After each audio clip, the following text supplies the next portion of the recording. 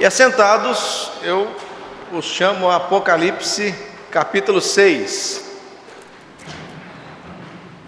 Apocalipse capítulo 6, para nós continuarmos aqui, então, a nossa jornada pelo livro das Revelações.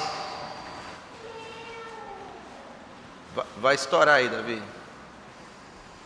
Baixa ele um pouquinho. Apocalipse capítulo 6. Diz assim a palavra do Senhor: Vi quando o Cordeiro abriu um dos 7 selos, e ouvi um dos 4 seres viventes dizendo, como se fosse voz de trovão: Vem. Vi, então, eis um cavalo branco e o seu cavaleiro com um arco, e foi-lhe dada uma coroa, e ele saiu vencendo para vencer. Quando abriu o segundo selo, ouvi o segundo ser vivente dizendo: Vem. E saiu outro cavalo, vermelho, e ao seu cavaleiro foi-lhe dado tirar a paz da terra, para que os homens se matassem uns aos outros. Também lhe foi dada uma grande espada. Quando abriu o terceiro selo, ouvi o terceiro ser vivente dizendo: Vem. Então vi, e eis um cavalo preto, e o seu cavaleiro com uma balança na mão. E ouvi uma como que voz no meio dos 4 seres viventes, dizendo: Uma medida de trigo por 1 denário, 3 medidas de cevada por 1 denário, e não danifiques o azeite e o vinho. Quando o Cordeiro abriu o 4º selo, ouvi a voz do 4º ser vivente, dizendo: Vem. E olhei, e eis um cavalo amarelo e o seu cavaleiro, sendo este chamado Morte, e o inferno o estava seguindo. E foi-lhes dada autoridade sobre a 4ª parte da terra, para matar a espada, pela fome, com mortandade e por meio das feras da terra. Quando ele abriu o 5º selo, vi debaixo do altar as almas daqueles que tinham sido mortos por causa da palavra de Deus e por causa do testemunho que sustentavam. Clamaram em grande voz, dizendo: Até quando, ó soberano Senhor, santo e verdadeiro, não julgas, nem vingas o nosso sangue dos que habitam sobre a terra? Então a cada um deles foi dada uma vestidura branca, e lhes disseram que repousassem ainda por um pouco tempo, até que também se completasse o número dos seus conservos e seus irmãos que iam ser mortos, como igualmente eles foram. Vi quando o Cordeiro abriu o 6º selo, e sobreveio grande terremoto. O sol se tornou negro como saco de crina, a lua toda como sangue. As estrelas do céu caíram pela terra, como a figueira quando abalada por vento forte deixa cair os seus figos verdes. E o céu recolheu-se como um pergaminho quando se enrola. Então todos os montes e ilhas foram movidas do seu lugar. Os reis da terra, os grandes, os comandantes, os ricos, os poderosos e todo escravo e todo livre se esconderam nas cavernas e nos penhascos dos montes, e disseram aos montes e aos rochedos: Cai sobre nós, e escondei-nos da face daquele que se assenta no trono e da ira do Cordeiro, porque chegou o grande dia da ira deles, e quem é que pode suster-se? Vamos orar por mais um instante, falando com Deus. Ó Pai amado, diante de nós está aqui a Tua Escritura, um texto, Deus, que tem as suas dificuldades. Eu peço que em nome do Senhor Jesus, o Senhor ilumine este momento, para que nós, Deus, saibamos e retiremos daqui a mensagem que o Teu Espírito deseja que nós escutemos hoje nesta igreja. Fala conosco, Deus. Eu oro a Ti, colocando tudo nas Tuas mãos, em total dependência ao Senhor, e orando em nome de Cristo Jesus. Amém, Deus. Pois é, meus irmãos, então, já estamos aí, um pouco do livro já bem encaminhado, né, no capítulo 6 já, e nós chegamos nesse trecho que tem talvez aí aqueles que sejam as mais conhecidas figuras, né, do Apocalipse, que são esses cavaleiros aqui. Mas antes de chegarmos lá, vamos relembrar um pouquinho o que aconteceu neste ciclo, né, o ciclo começa no capítulo 4, os irmãos vão lembrar. Apocalipse não é uma história só, é uma história que se repete. Então, do 1 até o 3, foi a primeira vez que João conta a história. Agora, do 4 ao 7, ele vai recontar de novo a história sobre outro ângulo. se no capítulo 1 até o 3, os olhares estavam por sobre os eventos na terra, os eventos do 4 ao 7 são colocados no céu. João parece que tira o nosso olhar daqui, das 7 igrejas frágeis, naquela situação difícil, e nos leva então a ver o trono de Deus. No capítulo 4, João então sobe em espírito, nessa visão é toda uma visão espiritual, ele vê então este trono de Deus, uma visão cheia de esplendor, cheia de glória, muitas coisas acontecendo, a igreja glorificada, toda a criação em volta deste trono, louvando a Deus, preparando o caminho para o que acontece no capítulo 5, que é a coroação do Rei dos Reis e do Senhor dos Senhores.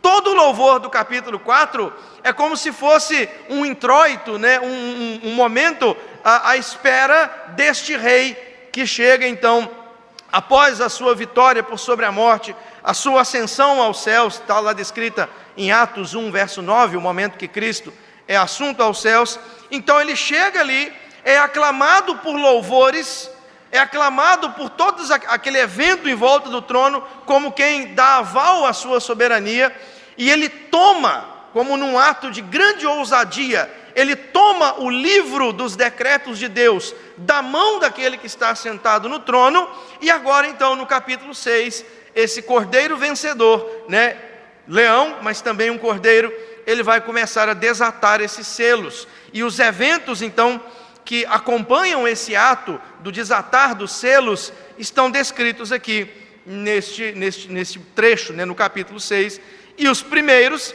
são essas figuras muito conhecidas, né, os 4 cavaleiros do Apocalipse. Os 4 primeiros selos, eles apresentam essas figuras, né, mas afinal de contas, quem são essas figuras, né? De onde vêm, de onde virão, quando virão, e aí, meus irmãos, surge toda uma infinidade de interpretações, várias coisas, filmes também foram feitos para dizer o que são esses 4 cavaleiros do Apocalipse, quando na verdade eu creio que os irmãos vão perceber a mensagem do texto, como eu venho dizendo, é uma mensagem muito simples. Às vezes as pessoas que viajam demais, se perdem tanto no símbolo, que não percebem a mensagem simbolizada. Agora, o grande ponto aqui é que a maioria das interpretações erradas desses 4 cavaleiros surgem porque não se atentam para o que aconteceu no capítulo 5. Olham para esses cavaleiros como se fossem assim, figuras ali desconectadas de um contexto. Nós não podemos olhar assim. Para que eu entenda esses cavaleiros, todos esses selos, eu tenho que entender o capítulo 4 e principalmente o capítulo 5. O capítulo 4, toda aquela visão do trono, e o capítulo 5 é o momento que Cristo chega. Então, o que vai acontecer aqui é Cristo que está fazendo, é o Senhor entronizado ali, o Cordeiro vencedor, desatando esses selos e trazendo então essas coisas por sobre a terra. Então, se é Cristo que está fazendo isso, nós já podemos chegar numa primeira conclusão. Se, a partir do momento que ele subiu aos céus, ele começa a desatar os selos, então quer dizer que esses eventos aqui são coisas que já estão acontecendo. Esses 4 cavaleiros aqui não são figuras futuras, meus irmãos. Não espere um dia esses 4 cavaleiros aparecerem. Entendam que o que eles simbolizam, o que eles significam, estão acontecendo desde que Cristo começou a abrir os selos. No momento que ele é recebido no céu, né, aquela figura do Salmo, né, levantai, ó portas, as vossas cabeças, levantai-vos, ó portais eternos, para que entre o Rei da Glória. No momento que o Rei da Glória, então, chegou e tomou esse livro, começou a desatar os selos, os eventos estão acontecendo. Então, aqui já é o primeiro ponto para nós interpretarmos corretamente os cavaleiros. Eles não são eventos futuros. Não precisa esperar o dia que esses cavaleiros vão se apresentar, pois eles já se apresentaram e já estão aí, a sua coisa simbolizada já está acontecendo desde o dia que Cristo subiu aos céus. Então vamos ver, selo por selo. Primeiro selo está aí, verso 1 e verso 2, eu vou ler de novo, você mantém aberto.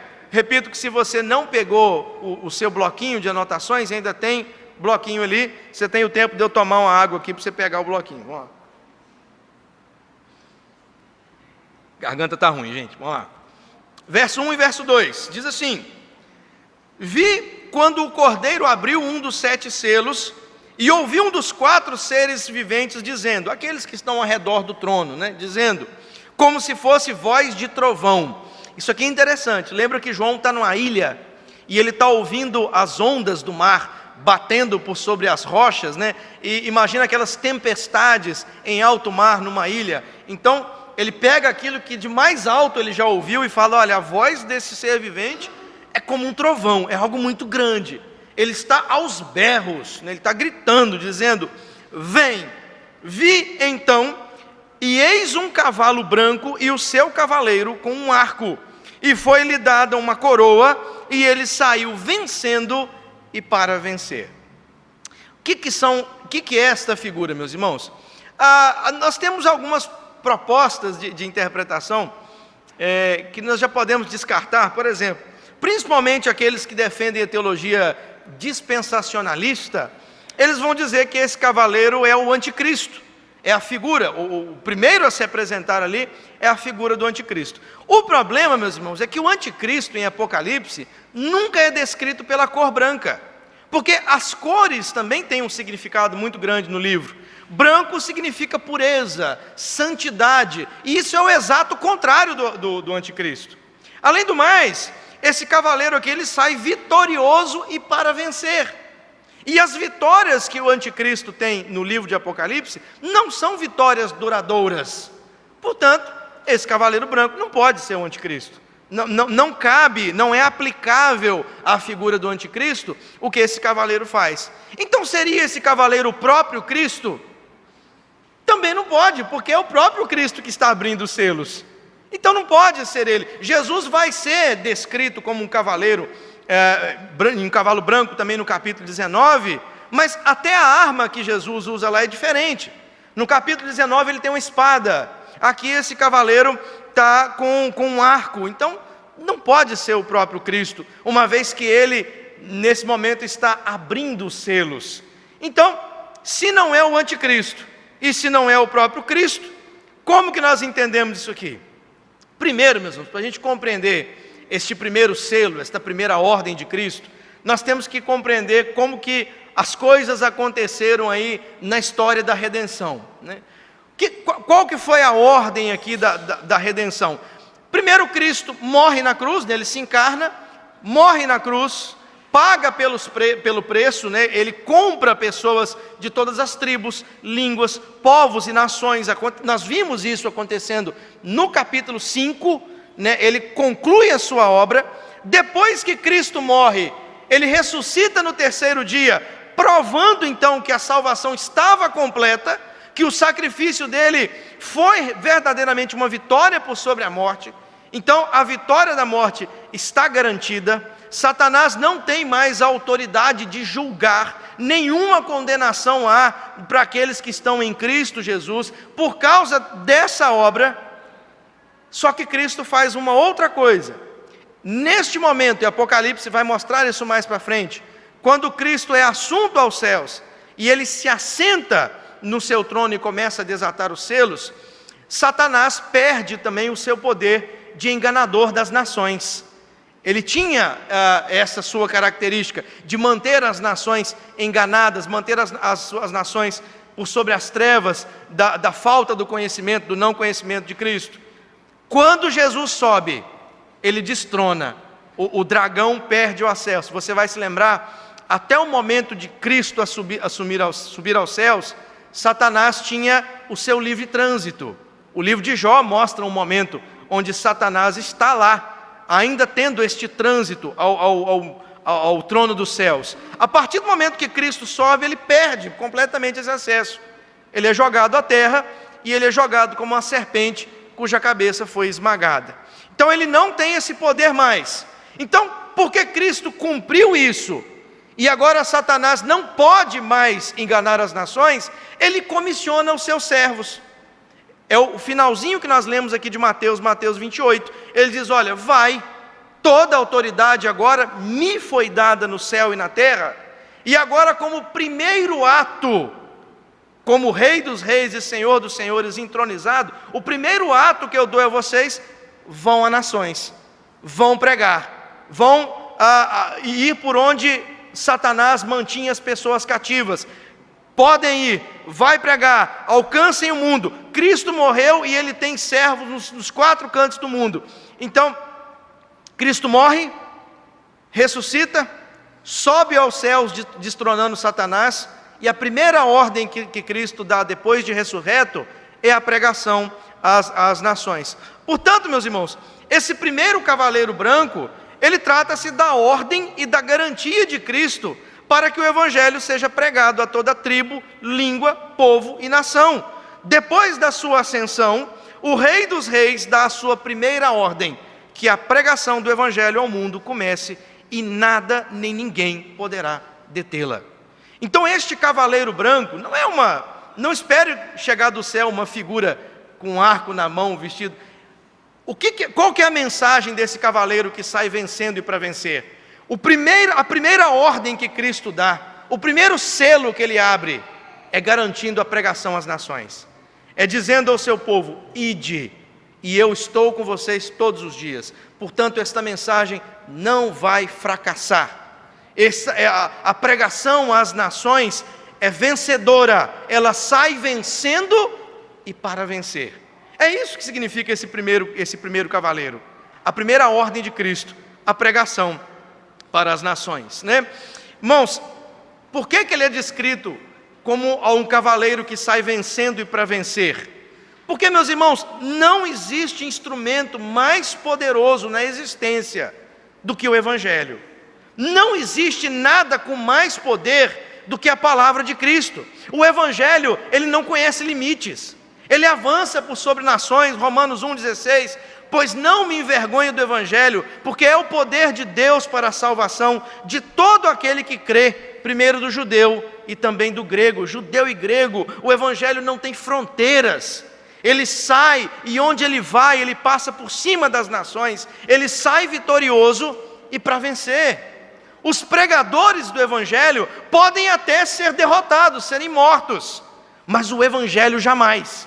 Eles podem matar as pessoas que pregam, os pregadores, mas o Evangelho nunca será parado até que ele cumpra a sua missão.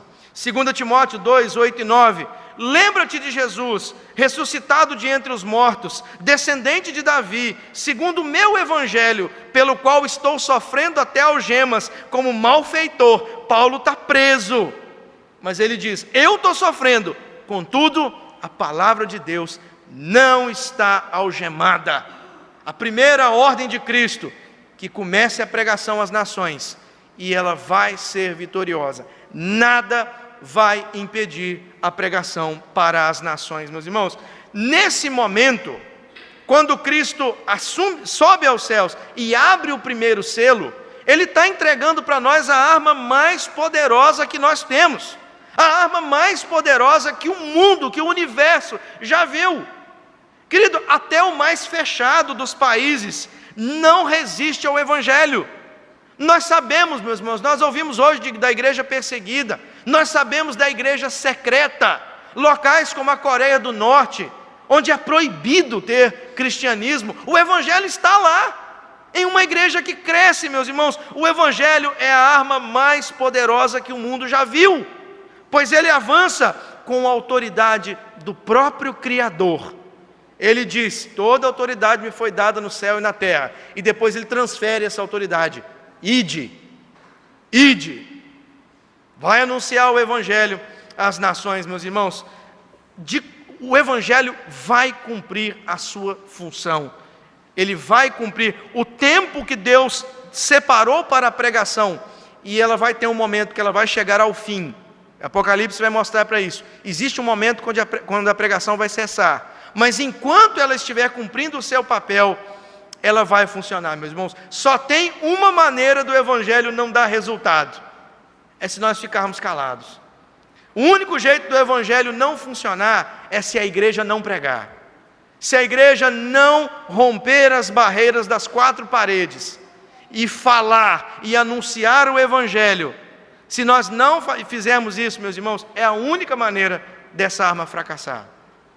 Mas quando a palavra de Deus é pregada, independente do local, independente de para quem, ela cumpre o seu papel.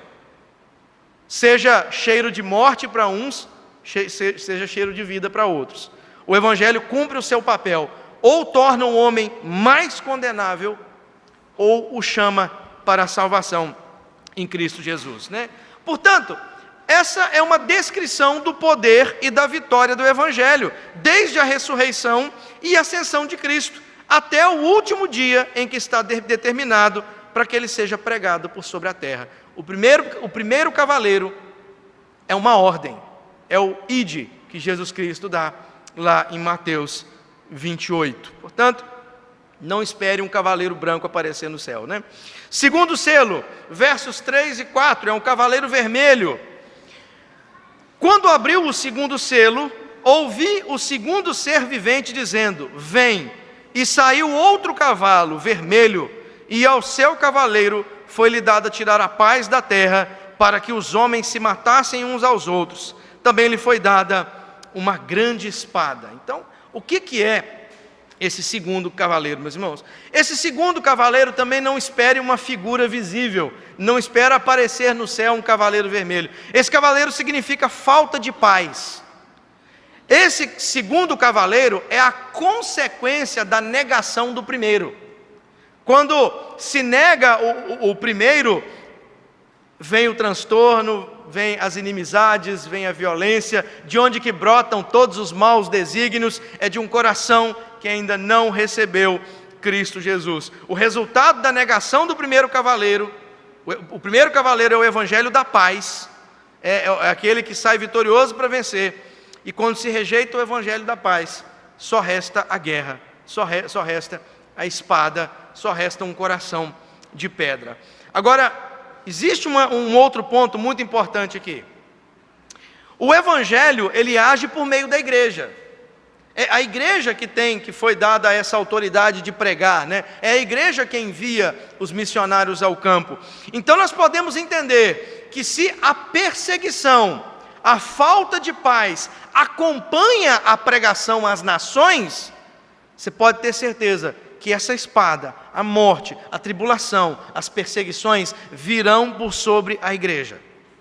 Pregar o evangelho da paz atrai a espada. Paulo diz: ora, todos quanto querem viver piedosamente em Cristo Jesus serão perseguidos. Isso aqui não é uma cláusula de incerteza, pode ser ou pode não ser. Serão perseguidos. Todos aqueles que seguirem a ordem que vem com o cavaleiro branco, se preparem, porque enfrentarão o que vem pelo cavaleiro vermelho, a falta de paz, as perseguições, a espada por sobre a igreja, meus irmãos. E se a espada não começa a encostar na igreja, é porque tem algo errado. Paulo é muito enfático: quem quer viver piedosamente encontra perseguição. Se no seu trabalho, querido, você não encontra ali algo que você bata de frente, se na escola você vive sem algo com que você bata de frente, se a sua vida é uma vida muito tranquila, onde você simplesmente não enxerga, ou não percebe, ou não sente o que vem com viver piedosamente, pode ser que você não esteja vivendo piedosamente, mas esteja amoldado ao mundo onde você está. Paulo é muito firme nisso. Viver o primeiro cavaleiro vai trazer por sobre si as consequências do segundo cavaleiro. Portanto, essa é uma descrição da perseguição que inevitavelmente acompanha aqueles que vivem o verdadeiro evangelho. Assim sendo, o evangelho é invencível, porém os cristãos sofrerão até o último dia. Enquanto a pregação às nações acontece, enquanto o cavaleiro branco está saindo vitorioso para vencer, a espada da perseguição vai estar por sobre a igreja. Os cristãos que leram o Apocalipse primeiro, lá no primeiro século, eles entendiam muito bem o que era isso aqui. Eles sabiam o que era ter a espada por sobre a sua cabeça em todos os momentos. Seguir o primeiro cavaleiro atrai o segundo cavaleiro. O terceiro selo, verso 5 e verso 6, o cavaleiro preto, Quando abriu o terceiro selo, ouvi o terceiro ser vivente dizendo: vem. Então vi, e eis um cavalo preto e o seu cavaleiro com uma balança na mão. E ouvi uma como voz no meio dos 4 seres viventes, dizendo: uma medida de trigo por 1 denário, 3 medidas de cevada por 1 denário, e não danifiques o azeite e o vinho. Esse, meus irmãos, talvez seja aí o mais enigmático, né, dos cavaleiros. Mas o que significa esse cavaleiro preto? Geralmente, esse cavaleiro é interpretado como fome, né, como uma carestia muito grande. O próprio cavaleiro anuncia aqui uma alta de preços. Esses preços aqui, 1 denário é uma medida de dinheiro, né? Uma medida de trigo por 1 denário é um preço muito alto, é muito caro. 3 medidas de cevada, a cevada era mais barato que o trigo ainda. Então ele está mostrando aqui uma inflação absurda, preços muito altos, que geram então, trazem consigo fome. A balança que esse cavaleiro traz na mão é a balança de pesar os alimentos. Então ele está apontando aqui para um momento de carestia, de fome, de necessidade, né? Tem uma ordem muito intrigante aqui, né, que é a questão de não danificar o azeite e o vinho, né? A cevada e a farinha eram tidas como a comida dos pobres, né, por ser mais barato. Já o azeite e o vinho já era uma comida mais requintada, tendo pela comida como comida de rico, né? A ideia aqui é que neste momento os que têm dinheiro estão guardando para si o dinheiro, estão juntando e ajuntando cada vez mais, e o povo se virando com o que tem, num momento de muita dificuldade, de alta de preço, de fome, literalmente, meus irmãos. E olha, se tem uma coisa que os cristãos que leram o Apocalipse primeiro também conheciam, era a fome. Porque uma coisa que esses cristãos não podiam fazer era se contaminar com os festivais, né, mundanos, o culto ao imperador, a adoração aos deuses estranhos. Os cristãos não deveriam se juntar a isso, não deveriam participar disso. Só que se você não participasse disso, você perdia a sua cidadania. As coisas para você ficavam muito mais difíceis. Então, ser cristão no primeiro século, meus irmãos, é saber que você e sua família iam passar fome, iam ter dificuldade para comer. O crente, meus irmãos, antigo, ele sabia perfeitamente o que é negar a si mesmo, tomar a sua cruz e seguir a Jesus. Significava ver o seu filho pedindo comida e você não tendo o que dar. Era fome. E não só este cavaleiro está anunciando fome, né, dificuldades, como ele também, esta ordem de não danificar o azeite e o vinho, é uma ordem que proíbe a rebelião. Ele está dizendo o seguinte: olha, virá este momento e nós precisamos aceitar ele com resiliência. Não danificar o azeite, não danificar o vinho, ou seja, vocês não são aqueles que vão se enfiar em manifestações, vocês não são aqueles que vão derrubar governos, vocês não vão ser aqueles que vão dar uma de Robin Hood, que vão roubar dos ricos para entregar aos pobres. Não danifique o azeite e o vinho, deixe a riqueza dos ricos com eles. É lógico, irmãos, o texto não está proibindo o nosso direito de manifestação, mas ele está dizendo o seguinte: olha, momentos difíceis virão, mas nós não somos aquele que pegam bandeiras para derrubar governos. A nossa ordem é orar pelos governos, é pedir a Deus que abençoe, é entender que toda a autoridade foi colocada lá por Deus. Nós não somos daqueles que criam sedições, nós não somos aqueles que em manifestações, nós somos lá os primeiros a estarmos violentamente querendo destituir governos. Não. O texto está dizendo o seguinte: virá fome, resista a essa fome, resista, resiliência, não pegue em armas para tentar mudar a sua situação. Não danifiques o azeite e não danifique o vinho. Portanto, esse cavaleiro representa a realidade de que precisamos nos preparar para os altos e baixos da nossa vida. É difícil sim compreender a ordem de não tocar no vinho dos ricos, mas é o que o Evangelho nos ensina. Não podemos lançar mão da nossa força para tentar satisfazer as nossas necessidades de forma ilícita. Ao contrário, de forma resignada, nós devemos esperar em Deus, pois Ele, no tempo certo, há de nos recompensar. Não somos os rebeldes. Nós não somos os primeiros a procurar fazer a justiça com as próprias mãos. Quarto selo, verso 7 e verso 8, é o cavaleiro amarelo. Quando o cordeiro abriu o quarto selo, ouvi a voz do quarto ser vivente dizendo: vem. E olhei, e eis um cavalo amarelo e o seu cavaleiro, sendo este chamado de morte. E aí vem uma imagem muito forte aqui depois. E o inferno o estava seguindo. Foi-lhes dada autoridade sobre a quarta parte da terra para matar a espada, pela fome, com a mortandade e por meio das feras da terra. Uma figura muito sinistra. Este quarto cavaleiro parece ser uma junção do segundo e do terceiro, mas eu coloquei aqui uma junção turbinada, porque se você vê as armas que esse cavaleiro vai causar morte, que ele vai usar, ele vai causar um grande morticínio, e as armas que são usadas são a mesma dos outros dois cavaleiros. Ele usa a espada do segundo cavaleiro, a fome, que é a arma do terceiro cavaleiro, e aí ele acrescenta mortandade, que talvez aqui sejam as doenças, as feras da terra, coisa que os cristãos do primeiro século sabiam muito bem o que era ser mortos pelas feras, e com esses instrumentos, então, eles vão causar grande morticínio. O que esse cavaleiro está dizendo, meus irmãos? Nota que isto acontece por um selo que é desatado. Então, qual que é a grande implicação disso, meus irmãos?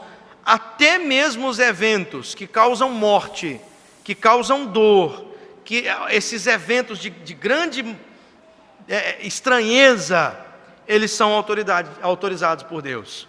É o próprio Cordeiro que está abrindo o selo.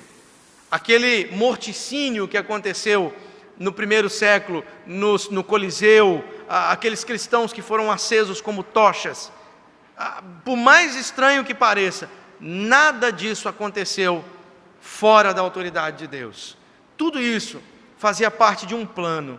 E tudo o que acontece ainda hoje, as perseguições que nós assistimos, coisas que nós vimos, nada disso acontece sem que esteja debaixo da autoridade de nosso Deus. Esses cavaleiros, meus irmãos, já estão em ação há muito tempo.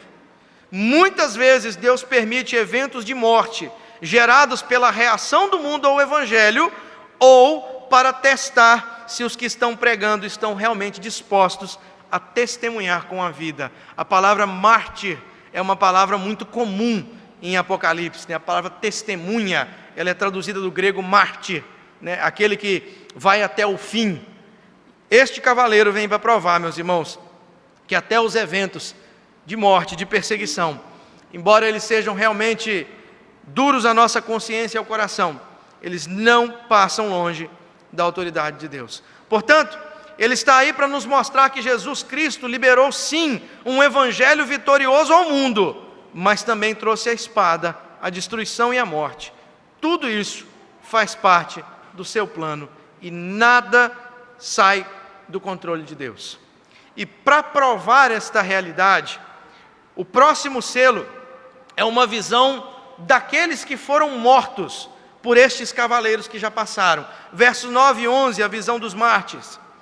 Quando ele abriu o quinto selo, vi debaixo do altar as almas daqueles que tinham sido mortos por causa da palavra de Deus e por causa do testemunho que sustentavam.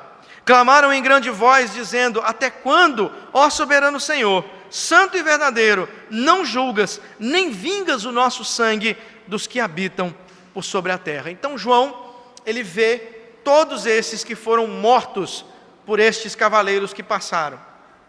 Nota que o foco da visão agora, os 4 primeiros selos têm o olhar por sobre a terra.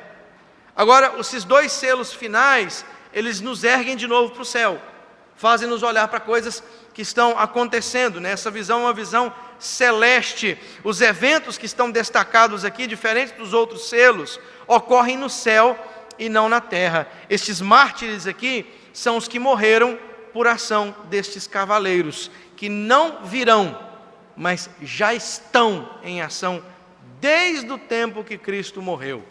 Desde que ele subiu, esses cavaleiros já fazem aí o seu papel, já cumprem o seu papel. Portanto, não espere, falo de novo, né? Não espere esses cavaleiros aparecerem no céu aí num tempo futuro.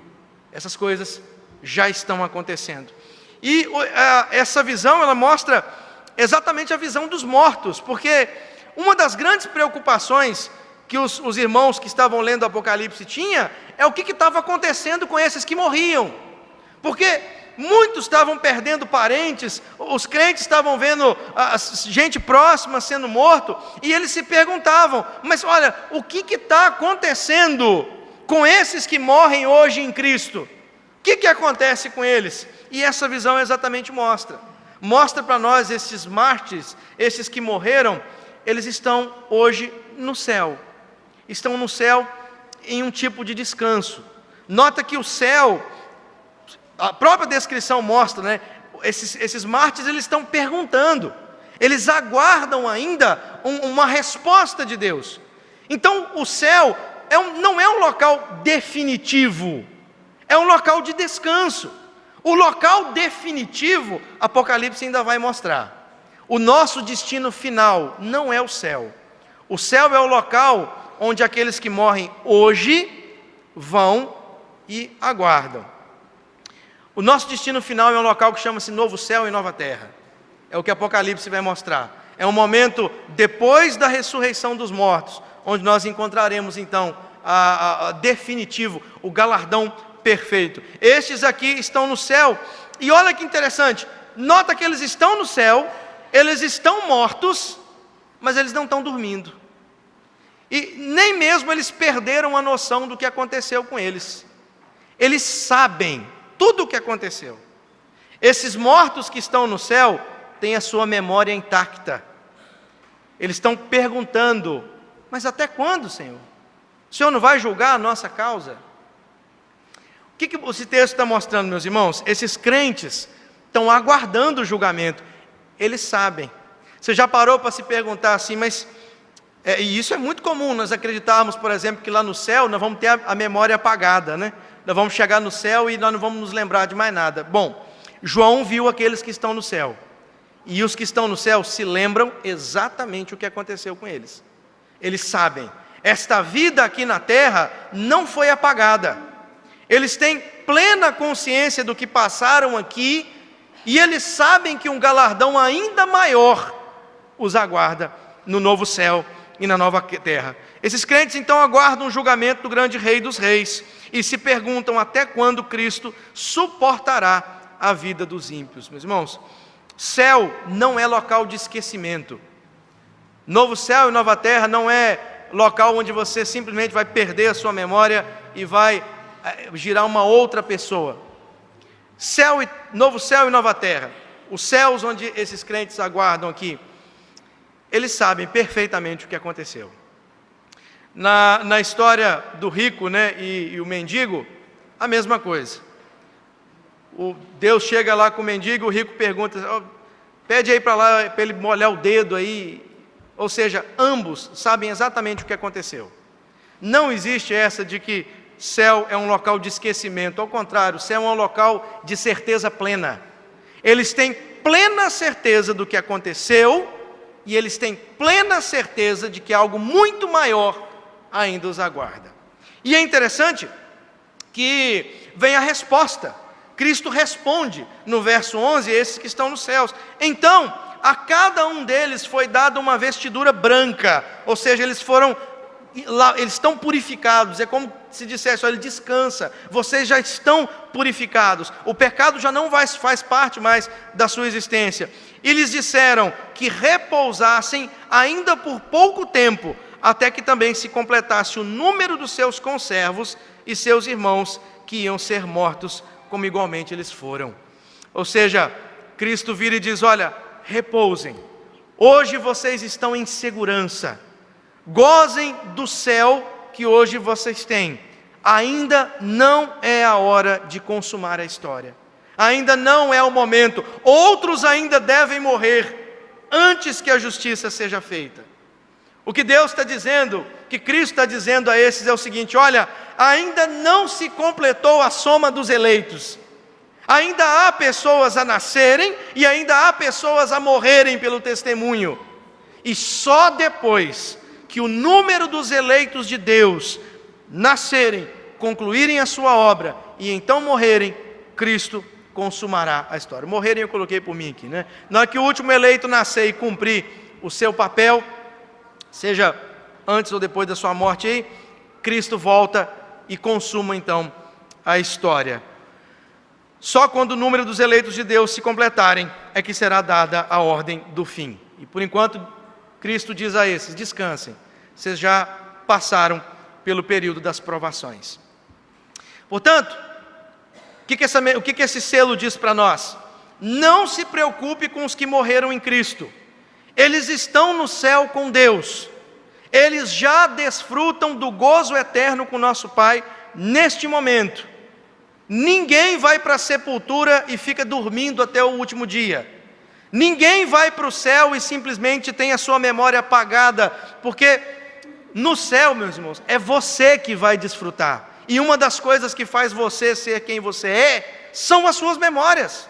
São as coisas que você viveu, aquilo que você viu.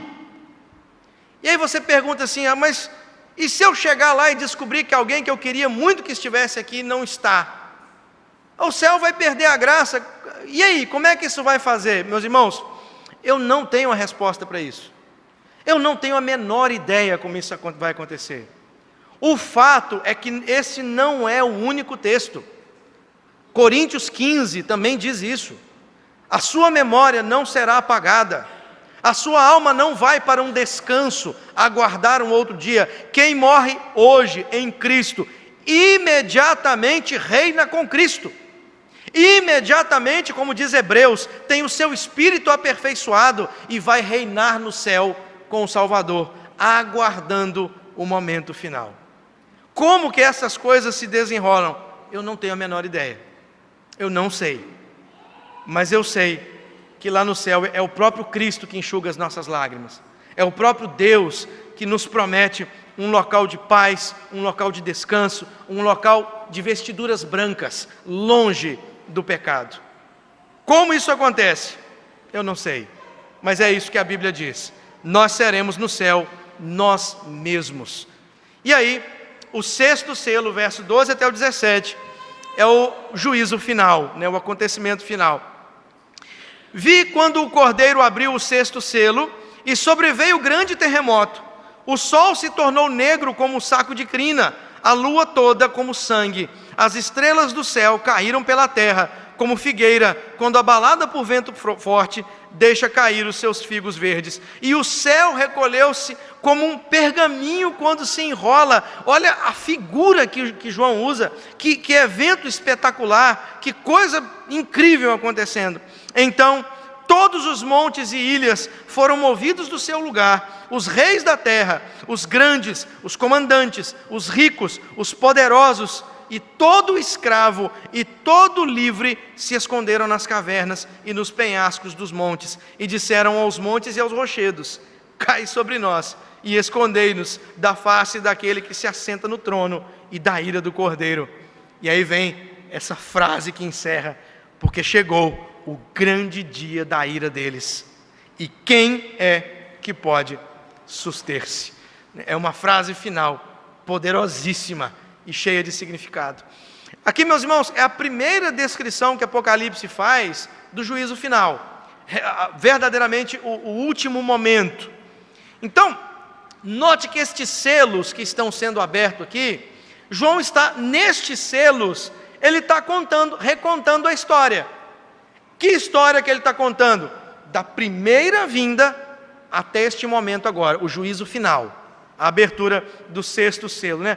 Mas e o sétimo selo? O sétimo selo é o recomeçar de tudo.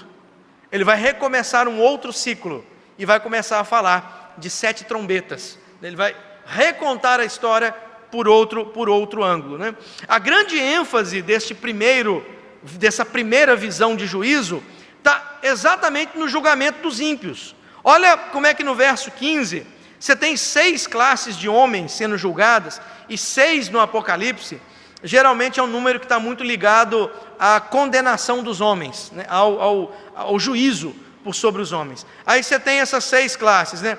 Você tem os reis da terra, primeira classe, os poderosos, os grandes, segunda classe, os comandantes, terceira classe, os ricos, quarta classe, os poderosos, uma quinta classe, e uma sexta classe mesclada aqui, né? Todo escravo e todo livre, né? Porque até mesmo o escravo livre em Roma, ele era uma figura inferior, ele não subia de classe mesmo depois que liberto. Então Apocalipse está mostrando estas 6 classes de homens, ou seja, todos, né? Está pegando todos aqueles que praticam a iniquidade, todos os ímpios, colocando num grande liquidificador ali, do qual vai bater ali o juízo final. E o que acontece com essas 6 classes de homem? Olha o verso 15b até o 17, né? Eles se esconderam nas cavernas e nos penhascos, eles pediram que os penhascos caíssem por sobre eles. Imagina a figura de pavor, de medo que está por sobre esses homens. Eles querem entrar numa caverna e querem que a caverna caia por cima deles, para que eles sejam escondidos da face daquele que vai e que virá julgar. Por isso que o texto termina dizendo: olha, quem vai ficar de pé diante do Senhor? Qual classe de homem resiste ao juízo de Deus? Desde os poderosos até os escravos, todos se dobrarão diante do senhorio do Cordeiro nesse último momento. Esse 6º selo, então, é o atender do pedido do 5º selo. Os mártires estão pedindo: Senhor, até quando? E na hora que abre o 6º selo, é como se ele dissesse: é agora, eu vou iniciar o juízo. Terra e céus vão aqui ter o seu momento, e os ímpios, aqueles que castigaram os mártires, aqueles que foram instrumentos da perseguição, melhor fosse para eles que os montes caíssem por sobre as suas cabeças, porque nem mesmo isso faz que eles se escapem da ira do Cordeiro e da ira de Deus que os aguarda. Portanto, esses 6 selos narram a história de Deus e do Cordeiro, suas ações no mundo desde a ressurreição de Cristo, sua ordem para pregar o Evangelho e sua ascensão, passando pela tribulação, violência e morte dos cristãos em todas as eras da igreja, e que provavelmente se intensificará no fim, um pouco antes de Cristo voltar. Pode ter certeza, esta é a grande mensagem de Cristo: antes da vinda do Senhor, as perseguições intensificarão, elas se tornarão ainda mais difíceis, mas ao mesmo tempo nos mostra que o Evangelho será pregado e a salvação se manifestará, e então virá o grande dia da ira do Senhor, depois que o último eleito for alcançado pela palavra de Deus. É isso que esses 6 selos representam, irmãos. Não esperem 6 eventos futuros, na verdade esperem um evento futuro, mas tudo isso que esses outros selos fazem são coisas que hoje nós já vivemos na pele. Hoje, cumprir a ordem do primeiro cavaleiro, ele vai trazer para nós todas as mazelas dos outros 3 cavaleiros, mas nós podemos aguardar. Os que morrem em Cristo já reinam com ele, apenas aguardando o dia do juízo final. Portanto, meus irmãos, eu termino fazendo algumas aplicações finais. Primeira delas, o que nós aprendemos com esse texto, meus irmãos? Nós aprendemos mais uma vez que a vitória do povo de Deus é garantida. Mesmo que aqui nós tenhamos perseguições, mesmo que aqui nós vejamos morte, talvez, meus irmãos, nós aqui em Guandu, os nossos olhos não estejam tão abertos para o fato de que ainda hoje a espada cai por sobre a cabeça de cristãos. Ainda hoje tem cristãos sendo queimados em fogueira. Ainda hoje tem cristãos sendo fuzilados, porque simplesmente não negam o Rei dos Reis e o Senhor dos Senhores. E este texto, meus irmãos, traz uma grande certeza: vale a pena manter-se firme em Cristo, vale a pena seguir o Senhor, porque o Evangelho é a certeza de que aconteça o que acontecer, nós estaremos com Cristo.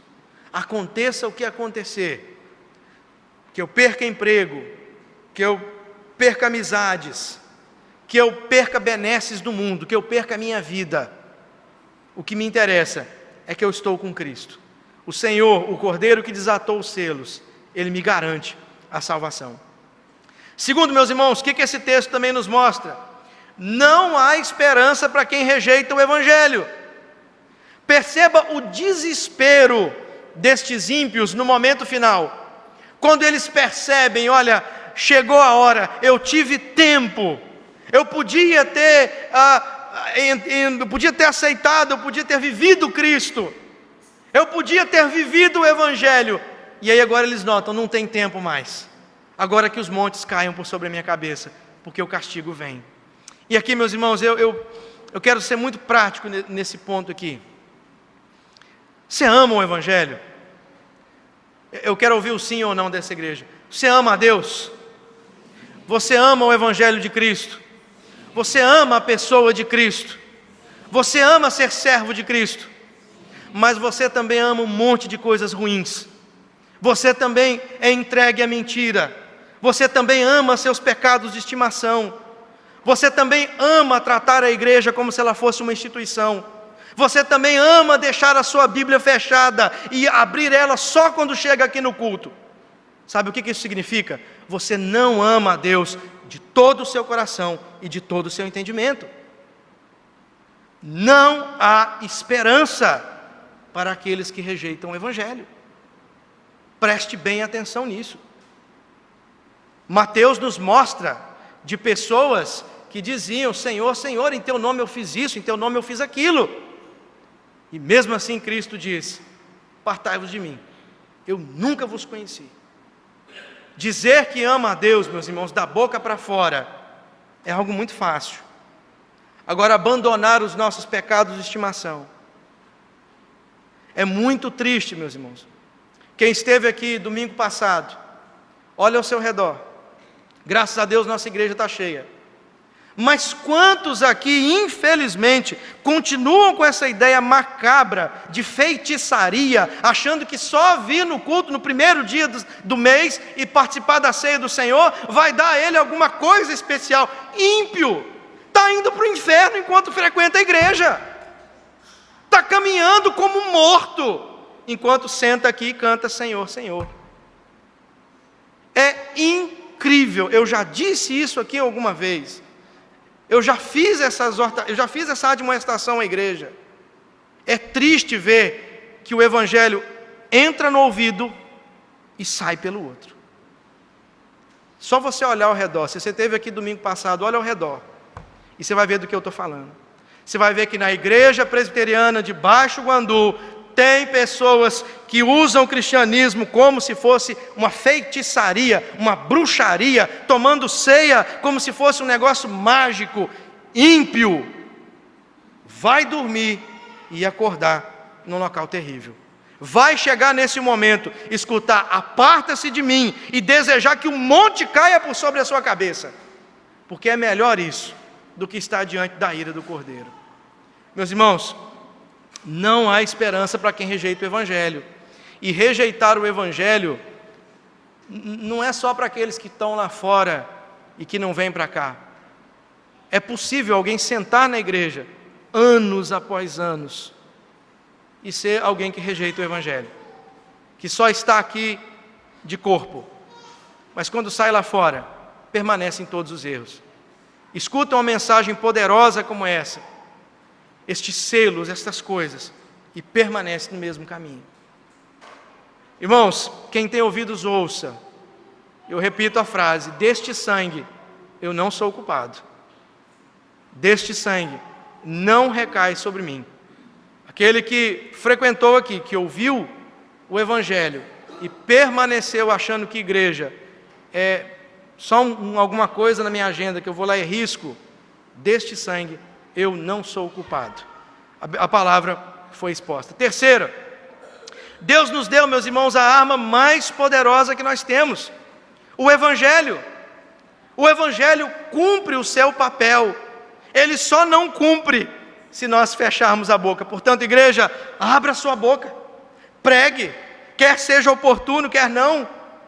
Esteja sempre pronto para proclamar o Evangelho, creia nesse poder, encha-se do Evangelho, leia, conheça, tenha a palavra de Deus na sua boca, porque talvez no momento que você menos imagina, ao proclamar essa palavra, o morto se levanta, e o Espírito pode unir e dar vida a uma pessoa. Deus nos deu a arma mais poderosa de todas, a nossa grande arma que aglutina pessoas na igreja, não são as nossas festas, não são as nossas reuniões descontraídas. O que fortalece a igreja, a arma mais poderosa da existência, do universo, do cosmo, nada, mas nada tem poder de levantar um morto, só a palavra de Deus, só o Evangelho pregado na boca dos seus servos. Quarta e última aplicação, Cristo é a garantia da vitória. O Rei dos Reis e o Senhor dos Senhores nos comissiona a pregar, e Ele mesmo diz: não temas, fale e não te cales. Abre a tua boca, ide por todo o mundo, pregue o Evangelho a todas as nações. Eis que estou convosco todos os dias, até a consumação dos séculos. Feche seus olhos, meus irmãos, vamos orar por mais um instante. Ó Pai amado e Senhor Todo-Poderoso, mais uma vez, Deus, a Tua palavra foi lida. Mais uma vez, Deus, nós ouvimos os trovões que saem do trono do Senhor. A pregação a nos chamar e a nos comissionar a uma verdade. A pregação da verdade, ao Evangelho, a viver esse Evangelho, custe o que custar. Que isso custe, Deus, a minha vida, se for preciso. Que isso custe a liberdade. Ó Deus, em nome do Senhor Jesus, nos prepara, Pai, para os momentos difíceis que ainda virão. Continua a falar conosco por meio deste livro poderoso. Abençoa a Tua igreja, Deus. Eu oro a Ti, em nome de Cristo Jesus. Amém. Próximo domingo, então, capítulo 7, um resumo da história do povo de Deus. Vamos colocar de pé, vamos cantar.